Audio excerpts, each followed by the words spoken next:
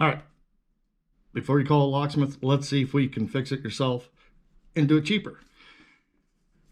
Notice this is an older housing. Customer complained that the remote's not working properly. Well, we do have tears and whatnot. As you can see, it's busted up. So we're going to see what's inside this bad boy. Emergency key removed. You can use that emergency key, come along the side and twist it. Battery popped out, so we'll toss that to the side because all we're interested in is the circuit board.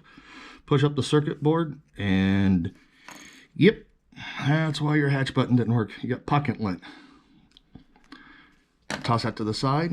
Now get you a Q-tip. If you don't have a Q-tip and alcohol, get you an alcohol pad.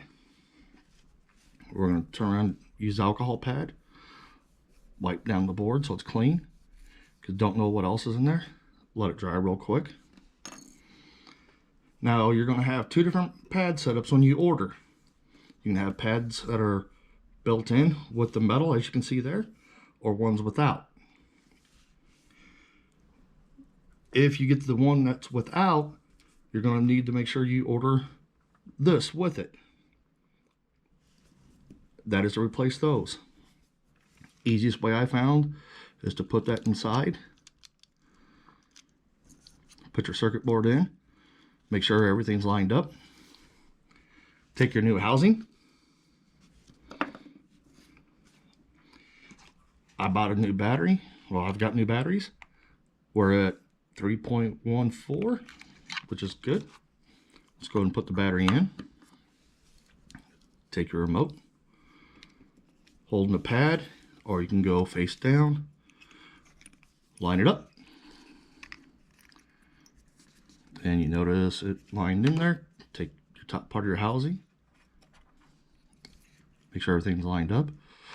And let's squeeze it together. If it's put together properly, it should snap all the way around. Like that. Now that we're done there, I'm going to grab my tester. And we're going to... There you go. You'll have multiple places on the internet you can buy them. I'm not recommending any certain company or whatnot. Hey, thanks again for watching. If you could, give me a like, comment, share if this helped you out. Thanks again, and be safe.